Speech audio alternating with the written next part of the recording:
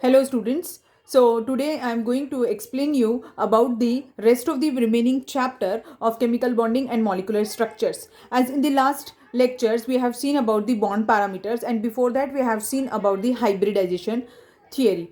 Now as this hybridization theory also fails, and we have to study a new theory, that is molecular orbital theory.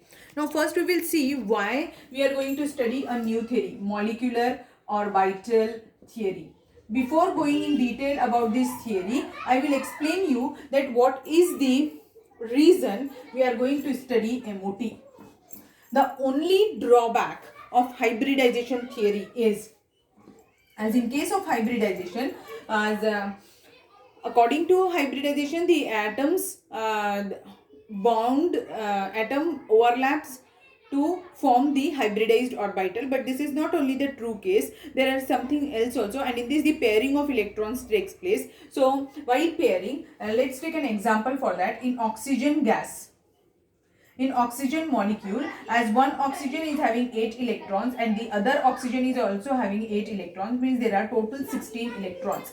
As there are 16 electrons, means all these electrons are paired. Now as the electrons are paired, so the oxygen gas must be what? It must be a dimagnetic gas. It must be dimagnetic in nature.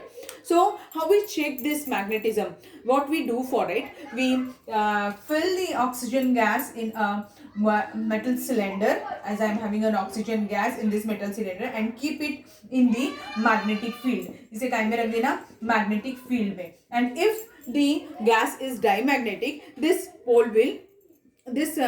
tube will not rotate, but this shows that when we keep this oxygen gas in magnetic field, it shows certain changes, that is it repels or it changes its position, which proves that this oxygen gas is paramagnetic. It means what? It is having unpaired electron.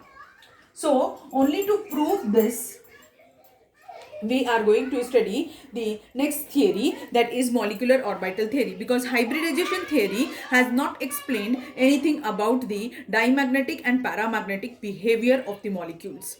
So we will start with the new theory, that is molecular orbital theory, and this theory was given by the scientist named as Hunds and Mulliken. Molecular orbital theory or MOT is given by the scientist named as what? Hunds and Mulliken. हमने पढ़ा है ये. Hunds rule पढ़ा था, वही Hunds है ये, और Mulliken's ऑयल ड्रॉप एक्सपेरिमेंट भी आपने पढ़ा है 11th स्टैंडर्ड में, वही Mulliken है. तो इन दोनों ने मिलकर नई थियरी दी थी, उसका नाम क्या है? Molecular orbital theory. Now, disaligned features of molecular orbital theory. Note it down. First is, like atoms, molecules also has the orbitals of definite energy. ठीक है, जैसे एटॉमिक ऑर्बिटल्स डेफिनाइट एनर्जी के होते हैं, सेम वैसे ही मॉलिक्यूलर ऑर्बिटल्स भी definite energy के होते हैं. जैसे इलेक्ट्रॉन्स एटम में कहाँ होते हैं? They are present in atomic orbitals. वैसे ही same electrons in a molecule are present in molecular orbitals. First point. Second point, the molecular orbitals are formed by the combination of atomic orbitals. Third point, an electron in an atomic orbital is under the influence of only one nucleus, whereas the electron in a molecular orbital is under the influence of more than one nuclei. Just as a probability of finding an electron is maximum in atomic orbital in an atom, same the probability of finding an electron is maximum is in molecular orbital in a molecule. Sixth point, the number of molecular orbitals formed is always equal to the number of atomic orbitals participated. जितने atomic orbitals participate करेंगे उतने ही molecular orbitals form होंगे. ठीक है, and molecular orbitals are of two types. MOs are of two types. One is bonding molecular orbital and other is anti-bonding molecular orbital. Next point is the bonding molecular orbital is of lower energy. ये जो होता है ये lower energy का होता है, and whereas the anti-bonding molecular orbital is of higher energy. ये सब क्या होता है बेटा, ये मैं एक्सप्लेन करूंगी. अभी आपसे फीचर्स लिख के रख लो. ये हो गया हमारा sixth point. Seventh and the last point, जैसे हम एटॉमिक ऑर्बिटल्स फिल करने के लिए कौन से रूल्स अप्लाई करते थे? याद होगा आपको, अफबाउस प्रिंसिपल, हुंड्स रूल, ठीक है, हुन्स रूल और पॉलीज, ये तीनों रूल अप्लाई करते थे हम। वैसे ही सेम मॉलिक्यूलर ऑर्बिटल्स फिल करने के लिए भी हमें अफबाउस, हुन्स और पॉलीज रूल फॉलो करना पड़ता है। Molecular orbitals are formed by the combination of atomic orbitals, अभी बताया मैंने, but to study this we have to study the wave mechanics, and according to wave mechanics according to wave mechanics atomic orbitals are expressed in wave function। किसमें express करते हैं इन्हें? Wave function से express करते हैं। उसे कैसे denote करते हैं? साई से डिनोट करते हैं। तो साई फॉर्म से इसे डिनोट किया। द वेव फंक्शन रिप्रेजेंट, ये क्या रिप्रेजेंट करता है? It represents the amplitude of the electron wave. It represents the amplitude. ये अपने एटॉमिक स्ट्रक्चर में पढ़ा हुआ है कि वेव फंक्शन के अकॉर्डिंगली जो हमारे एटॉमिक ऑर्बिटल्स होते हैं वो वेव की तरह दिखते हैं। तो to study it in detail we need Schrodinger's wave equation, but it is a very difficult to solve this according to Schrodinger's wave equation. So scientist has given us a linear combination of atomic orbital abbreviated as LCAO method बोलते हैं। तो अभी हम जो पढ़ेंगे LCAO method से हम wave function पढ़ने वाले हैं। ठीक है, तो LCAO मेथड क्या होती है वो बताती हूँ। Now, according to this method, the orbitals are formed by the linear combination of atomic orbitals. यानी कि जो molecular orbital होते हैं वो कैसे form होते हैं?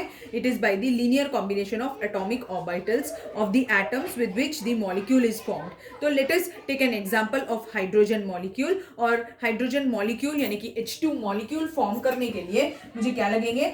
H hydrogen atom number A plus hydrogen atom number B। तो अभी इसी के हम एटॉमिक ऑर्बिटल्स को मिक्स करेंगे और इससे मॉलिक्यूलर ऑर्बिटल्स फॉर्म करेंगे। तो देखो अभी कैसा होता है। According to LCAO method, that is linear combination of atomic orbitals, addition or subtraction of a wave function takes place।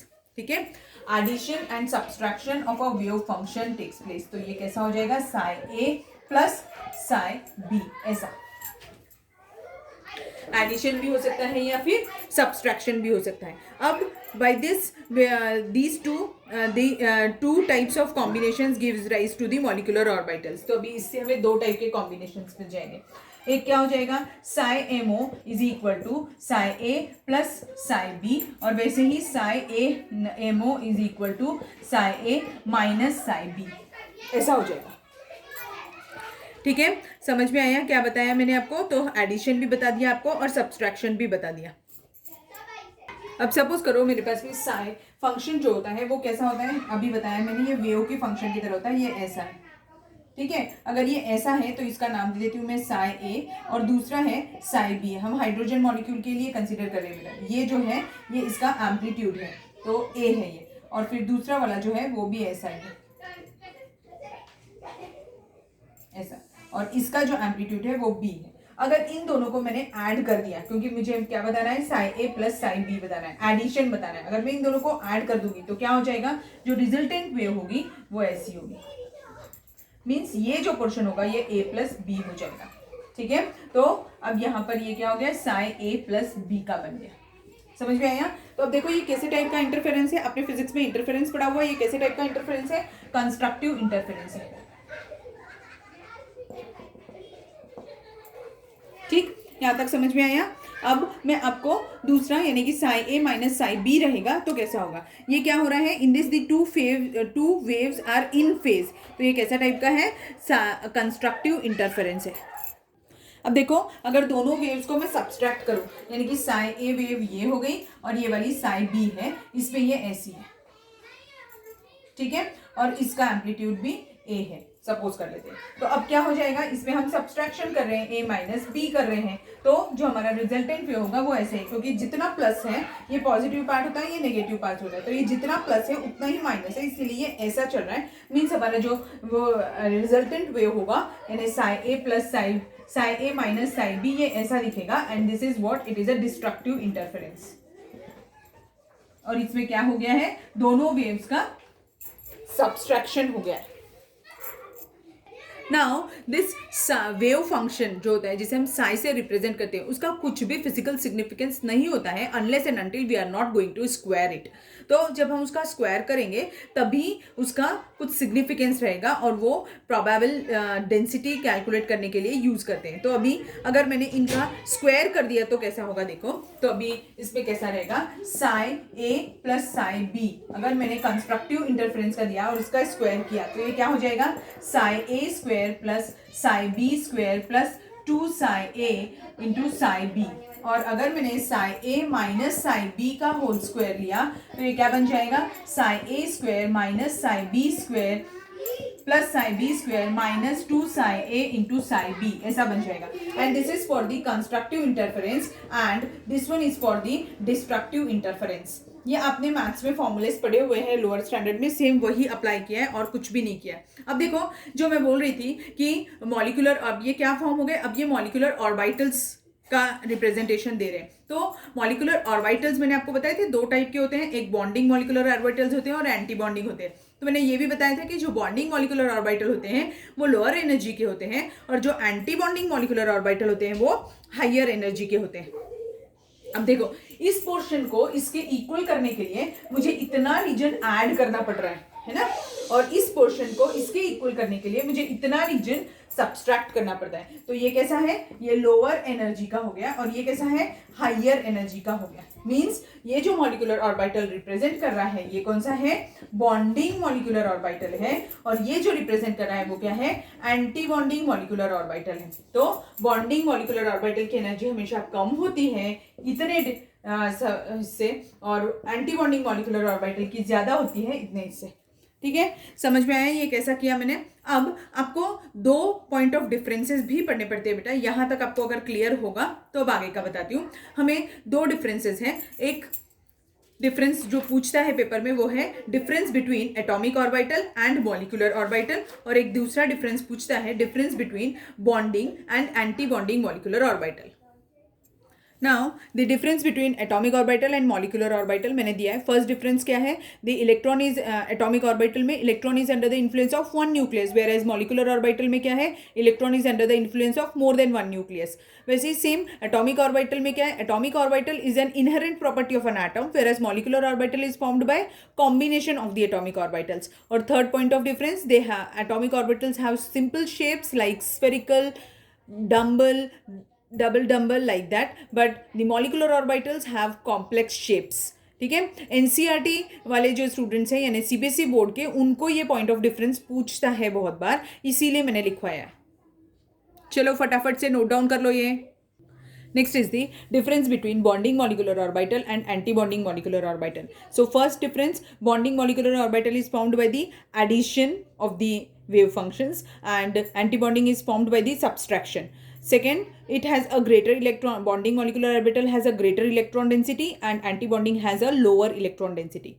Bonding molecular orbital contributes to the attraction of the two atoms, and whereas anti-bonding contributes to the repulsion between the atoms, whereas bonding molecular orbital is of lower energy and anti-bonding molecular orbital is of higher energy।